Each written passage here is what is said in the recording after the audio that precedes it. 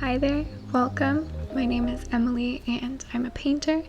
I am sharing my art journey here on this channel with all of you. This week we're going to talk about why you should practice painting with film studies. I'm going to do 2 of them this week, one in oils and one in gouache in my sketchbook. It's the first week of October and I couldn't be happier about it. I decided to first do a study from the movie Crimson Peak by Guillermo del Toro. I love this film, it's visually very beautiful.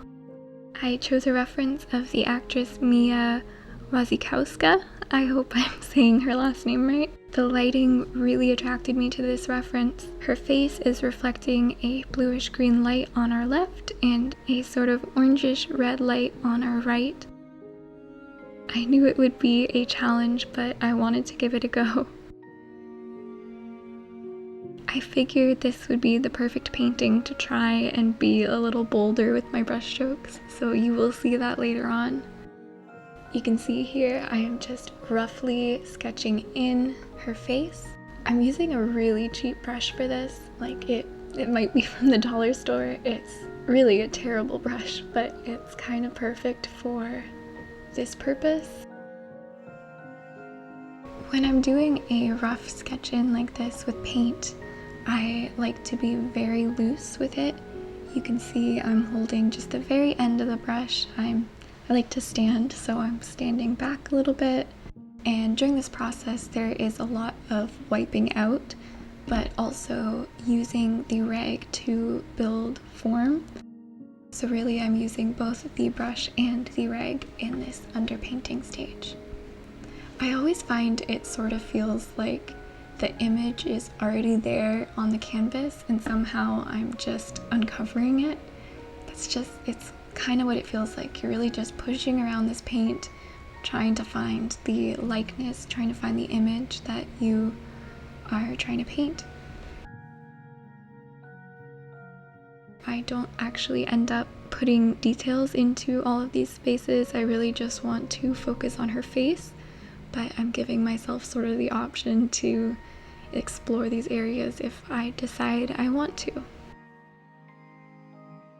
Okay, so this is an exciting part because I am now going in with that bold orange reflected light on her face. I'm paying extra attention to where I'm placing each brushstroke. I'm sort of thinking if I get the brushstroke right the first time, then I don't need to go back and mess with it, and that way things will stay very fresh in our portrait. If you're trying to improve your painting skills and you just don't know what to paint, it can be hard to find references for painted studies that are visually interesting or that even lend themselves to a painting. Not every photo will make a good painting reference, even if it is a good photo. This is why I highly recommend doing paintings from films. Movies are an amazing place to go to find inspiring visual imagery to practice painting with.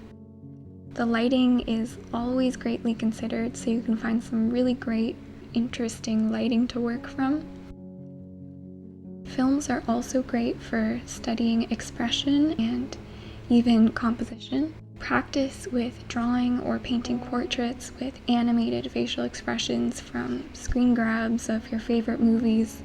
If you find that your composition skills are lacking, you can use film studies for that as well.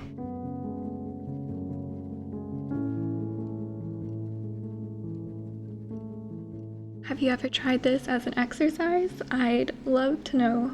I'd also love to know what your favorite movie is if you have one. I'm always looking for movie recommendations. I'm a big film fan.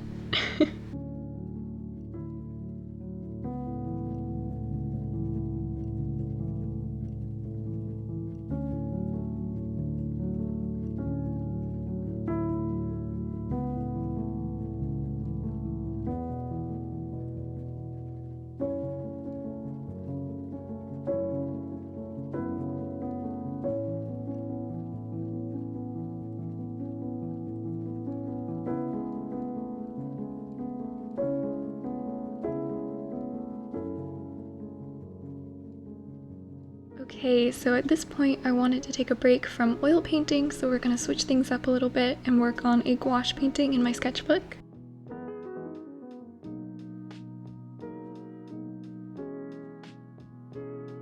I will be using my regular Winsor & Newton designer gouache, but I will also be using a few acrylic gouache paints as well.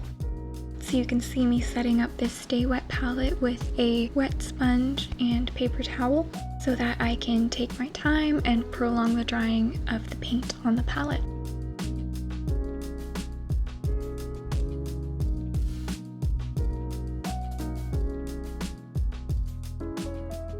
I did a pencil sketch from the movie Stand By Me, which is such a great movie, and I definitely recommend it if you haven't seen it. I did this pencil sketch, but I realized the reference image had some really fun colors in it, and the pencil just didn't do that justice. So I erased the pencil a little bit and got in there with some paint.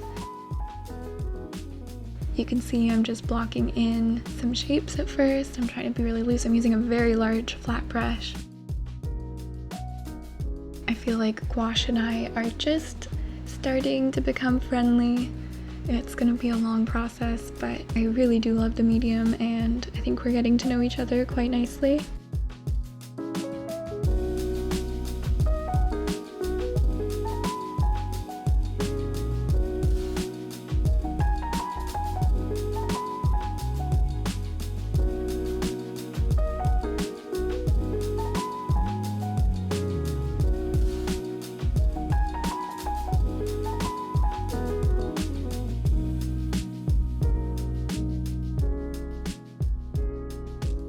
You will see me sort of lose the likeness and then kind of get it back. It's this push and pull of, I think we're almost there, and then nope, I put the wrong brush stroke down. But you have to be really patient with gouache. Even if you messed up a brush stroke, sit and let it dry because you don't want to lift the layers underneath.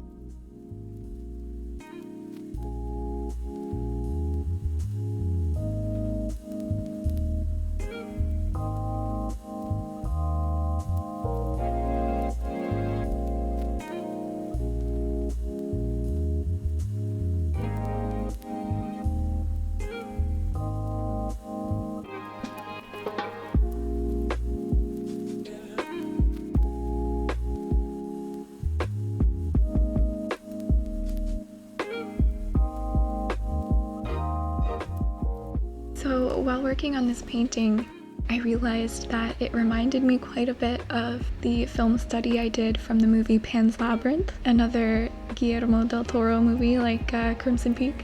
I think you can see a theme here, but you can find the video of me working on that on this channel. I will have it linked in the cards up above. Very similar sort of portrait, and then looking at the hand with the blood. I don't know, what does this say about me? I'm not sure, but I do find them very interesting to paint from.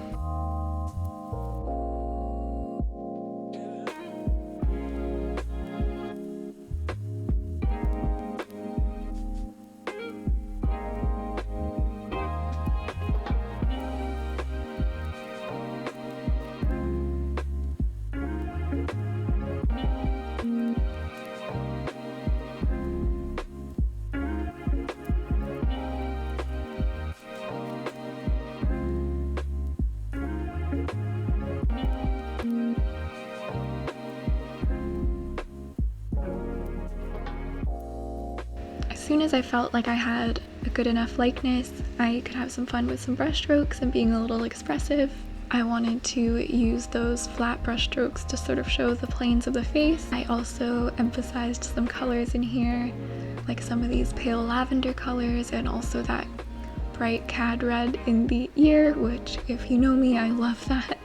I love a good bright red ear. I've said it before, I'll say it again.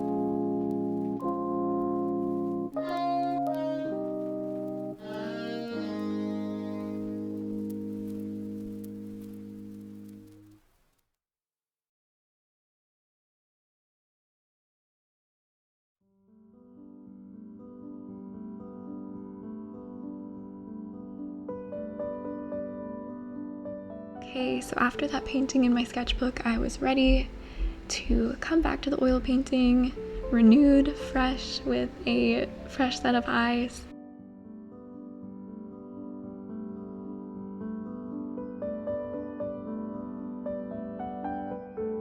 I'm finally putting in the whites of the eyes. That was actually just canvas there. Of course, the whites of the eyes aren't actually white. And something I found interesting was that her right eye was more blue and purple because of the lighting, and her left eye was a little warmer, which is really cool.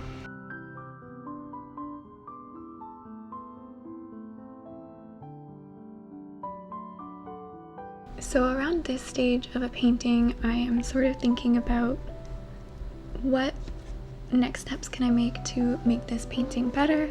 I'm a little less focused on what is in the reference, and I'm more focused on the painting itself. So obviously I am looking at the reference, but I'm looking at the reference for the elements that would make the painting better. I'm not going to add every little detail or every little eyelash. That's not important to me. You can see I went in with more of that teal color. I found that I needed to amp that side up a bit. You'll see me go in with more highlights on the face, and that teal will once again be pushed back a little bit, but I'm glad I went back in with it because it is a really exciting part of the portrait.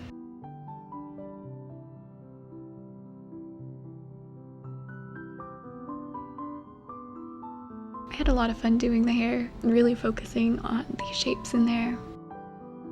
I'm going in and adding some more greenish blue highlights in the painting where it needs it. I found once I put in those green highlights on the hair, the painting really popped and came to life.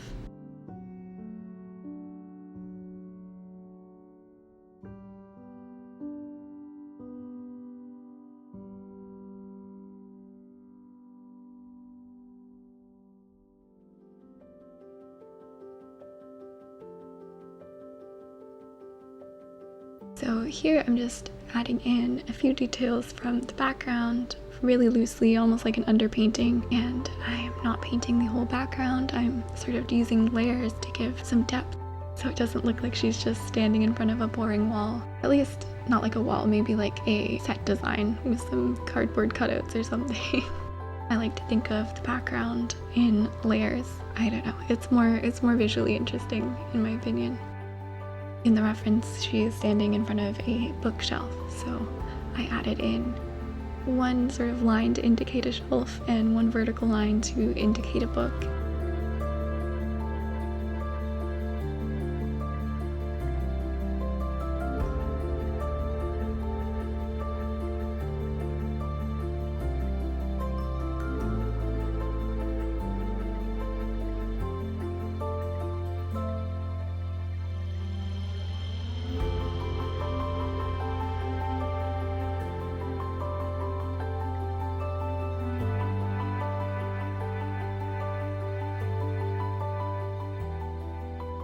So this is the final painted study. I had so much fun with the brush strokes in this one.